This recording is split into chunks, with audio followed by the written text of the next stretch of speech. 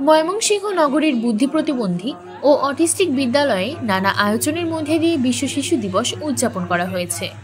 বুধবার সকালে জাতীয় প্রতিবন্ধী উন্নয়ন ফাউন্ডেশনের ব্যবস্থাপনায় পরিচালিত এই বিদ্যালয়ে দিবসের আনুষ্ঠানিকতা শুরু হয়।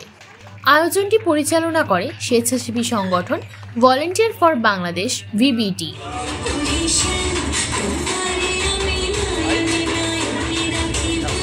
শিশু দিবসের এই আয়োজনে সংগঠনটির স্বেচ্ছাসেবকরা শিশুদের সঙ্গে নাচ, গান, কবিতা আবৃত্তি, চিত্রাঙ্কন ও খেলাধুলায় অংশ নেন। দুপুর পর্যন্ত তারা শিশুদের সঙ্গে উৎসব মুখর সময় কাটান।